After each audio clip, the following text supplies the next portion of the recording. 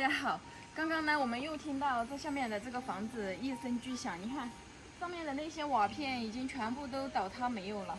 昨天晚上呢也是，轰的一声，吓死人了。你看那边，他们这边以前应该是一个厨房，厨房这边顶上完全已经塌没了，只是说我们这里看不太清楚，因为这里被那些树全部给挡住了，我们能看见的就只有中间的这一部分。他们的这个房子的话就是3通间。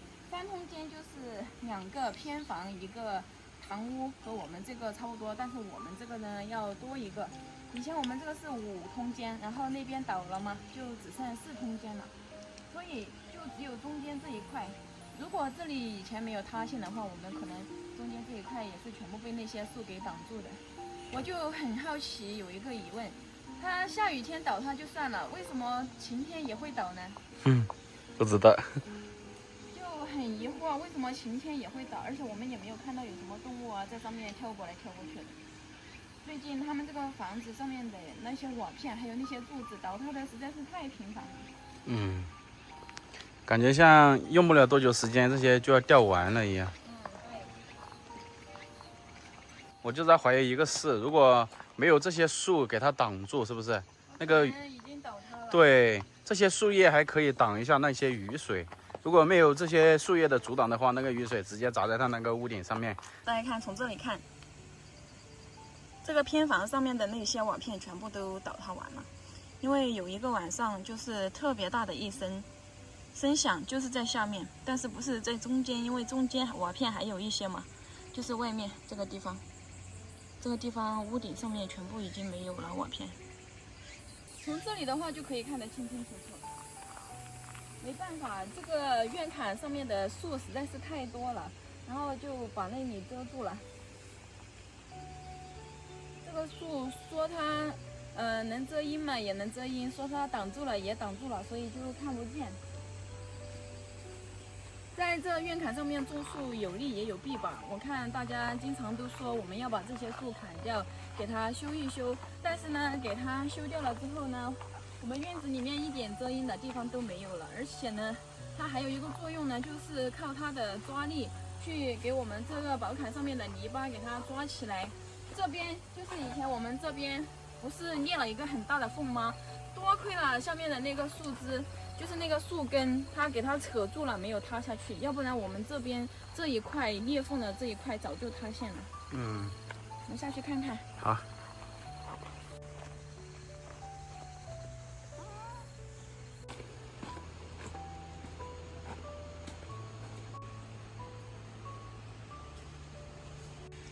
让安逸走在前面，把头正。这里这棵树上次塌了之后呢，那个叔叔他也没有来弄，这条路都被挡住了。我看叔叔有时候在下面来种东西，他都不会到他上面这个房子里来看，可能他都不清楚他现在这个房子已经塌陷成什么样了。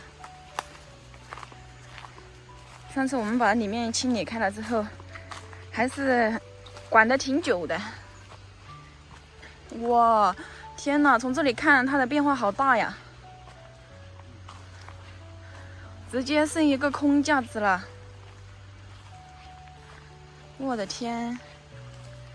大家看它上面那个顶，不管是前面还是后面，都感觉已经所剩无几了。对，越来越明显了。对，它每次塌一点，每次塌一点，这个房子它就会塌没的。你看这些，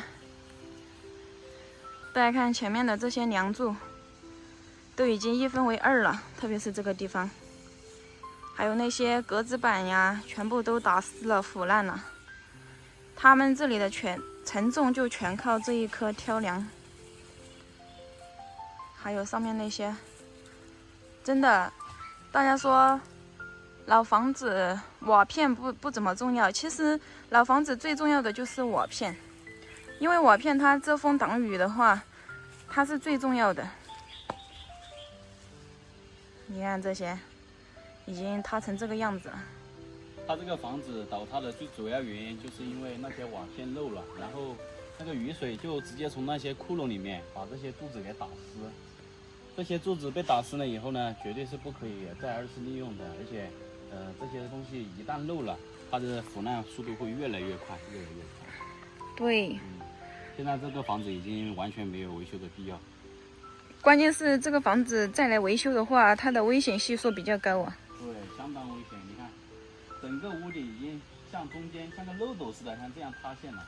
对，你看这些柱子像那个撑爆了一样，全部都往外凸了。你不要过去吧。你看这个柱子已经退出来这么远了，大概有这么宽的样子。大家看，柱子和砖分离，中间的间隔差不多是有5、6公分的，靠砖也支撑不住了。而且看这个房子整体趋向呢，有一点往马路那边倾斜的趋势。大家看，这些柱子全部就底部往这边凸出来，顶上呢就往马路那边歪过去，是不是？对，倒过去。对。肯定是因为中间塌陷的地方太多，那个重量是不是中间没了，太重了，没有什么东西给它撑住，直接托起它，然后呢，整体就偏斜了一点，直接成漏斗了。大家看这里，大家看上面已经腐烂的不成样子了，上面这颗领子倒数第2颗，已经完全倒在他们的阁楼上面去了。下面呢倒了3颗，大家看，哇！再下几场大雨，这个房子真的坚持不了多久。对，关键是他们也不来维修，最主要是维修了没什么用。对，那个叔叔上来也不来看一下他这个老房子，咱们也不知道他怎么想的。但这个房子已经是没有任何价值了的。你来维修的话，不仅成本比较高，它这里运材料也不太方便。而且相当危险。对，他们自己在下面有房子嘛，所以这个房子倒不倒也无所谓。反正这种老房子对于他们而言也没什么价值。对。只是留着小时候的一种念想。这个房子看着还是挺危险的。可惜了。